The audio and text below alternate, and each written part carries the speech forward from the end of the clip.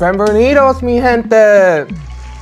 You're listening to Chesa Hill Cultura, your go-to podcast for everyday pop culture, entertainment, and special Latino sazon. I'm your host, John Patterson, aka JP. Today we will be diving into the biggest music event, the 2005 Grammy Awards, from the jaw-dropping performances, surprise wins, of course, drama, porque, you know, drama always be drama-ing. We got it covered. So come with me, bring your cafecito, and let's talk about it. Let's start out with the winners. Best Album of the Year, Beyonce, Cowboy Carter. Honestly, I saw this coming because Cowboy Carter sold 3,066 copies in the USA. That number is just under 96% of this prior week and sold 1,873 digital copies according to Eminent. But you know what? I am shocked that Billie Eilish didn't take no awards for her hit album, Hit Me Hard and Soft and everything. Because in my opinion, that album was so good. I feel like she should have at least won like Best Artist or something. That's just my opinion. That album was so good. Like Billie Eilish album with the storytelling, with her brother, with Birds of a Feather, as well as the genre blending from like songs from Lunch to like, that album is so good. I'm surprised she just didn't win. And let's talk about who won Best New Artist. I think everyone knows who won Best New Artist. The category was really stacked. It was hard to like tell who was actually gonna win, because you have people like Sabrina Carpenter and Chappell Roan, but at the end of the day, Chappell Roan won. I feel like it was well-deserved.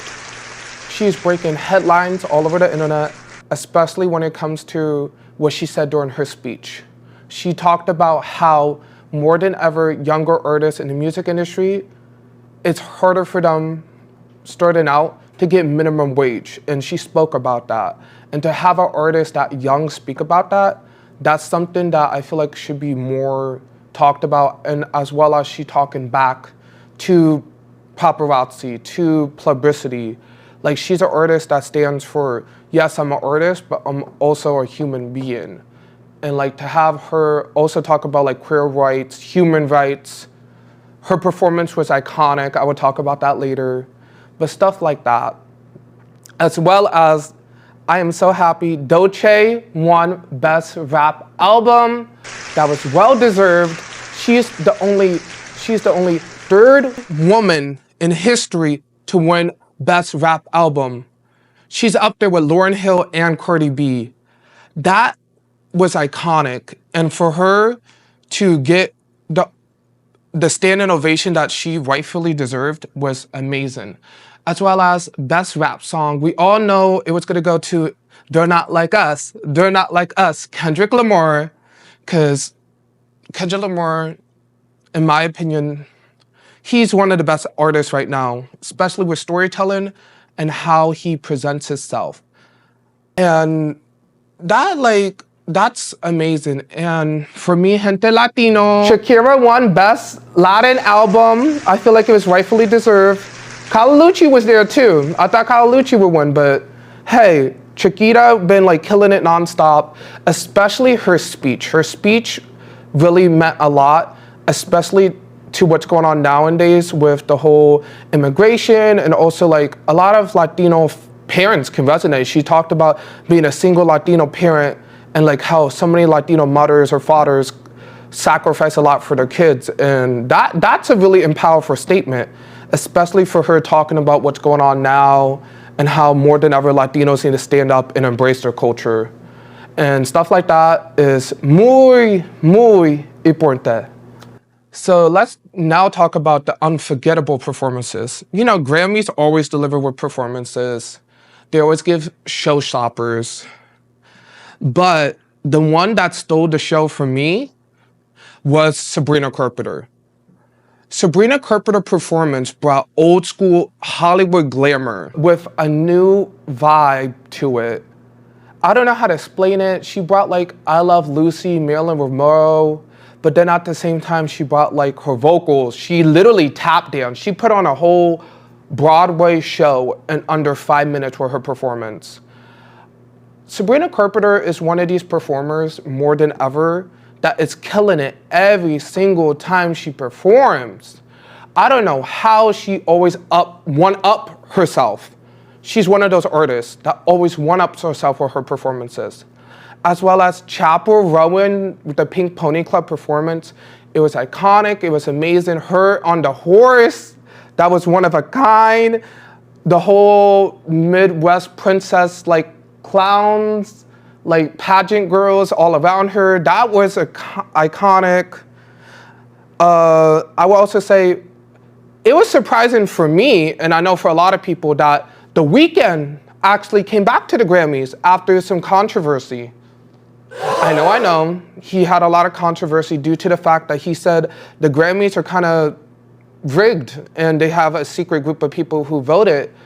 And I felt like it was so good, as well as really important for the head of the Grammys to introduce The Weeknd to perform and say that the Grammys are going to be more progressive, as well as take into consideration more diversity. And you saw that this year with the Grammys, with a lot of different artists winning and a lot of diversity in categories. And I feel like that's something that should have been done, but more than ever, like for The Weeknd to sit down and talk to them and actually be able to be like, okay, if you do this, I will perform. That was amazing. But his performance was so good, especially with the dancers and the lighting.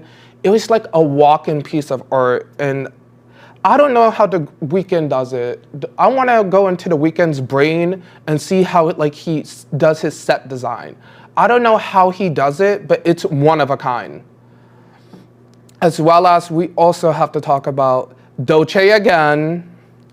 Her performance was so good. The school dancers, the reveal, as well as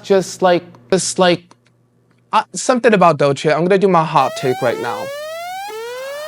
I think Doechii is an artist to look out for this year, especially with her newest album. She is bringing back something that I feel like rap should do, more poetry and more storytelling. But she's taking it from a personal point of view. She's not talking about like all these other rappers who talk about clubbing and stuff. No, she's talking from personal experience. And I feel like that needs to be brought back more. She's not the only one. Kendrick is doing it as well.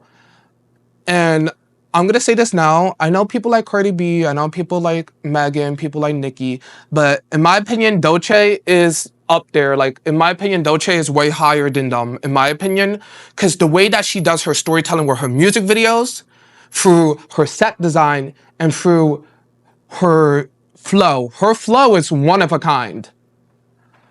As well as, I have to give props to Shakira, once again, my icon, my legend, my Latina mother. She gave a lifetime performance of all her best songs. And everyone lived for it, even Taylor Swift. I'm gonna get back to Taylor Swift later, but Taylor Swift, she was a highlight of this year's Grammys, I'm not gonna lie. As well as, let's get some props to Charli XCX, who brought some techno rave clubbing to the Grammys. When she started with Von Dutch and then Shri 6 5, the whole stage just lit up with dancers. It felt like a giant party. And I liked it how the Grammys consider her album, like she was nominated for Best Album, and that shows more diversity as well, not just the typical country, pop, hip hop genres. Like, they're bringing more like genres from like the club scene to rock to indie. Like, I like how this year's Grammys, they brought way more diversity when it comes to music. Now let's talk about the drama, because Grammys always have controversial drama. The biggest drama, Kanye West showing up unannounced with his wife to the Grammys. Nobody knew he was gonna be there. Nobody knew that he was gonna be there. He wasn't supposed to perform, give a speech. He was not on the guest list. He just showed up out of nowhere with his wife. And his wife did a reveal. I'm not gonna go too deep into that, but it makes shockwaves all over the internet, as well as the one and only Taylor Swift. She brought life into the Grammys, especially the memes. And I don't know why people are hating on her. Like, I feel like, in my opinion, if you're at an award show or you're at the Grammys, you should be living life. And that's what she did. She was living life to the fullest. And she was having the best time. Like, when Charli XCX was performing, she was going up, she was about to go up on stage and dance with her, as well as, like, when Kendrick Lamar won Best Album, she was giving a toast, she was cheering, like, stuff like that. I feel like artists should do more, because, like, isn't it a time to celebrate? And people are, like, making fun of her, making memes. Like, I get that it's funny, but at the same time, it's like, if you're an artist that works so hard and you know people in the industry, like, you know people that you work with, wouldn't you want to be happy for them too? And that's pretty much all I have for today's episode. And hopefully you guys liked it really much. I can't wait to come back. And pretty much, yeah, like, this is kind of my setup. I'm gonna be switching it a lot. I'm gonna have some guest stars. I can't wait for that. And I will see you next time, mi gente. Adios.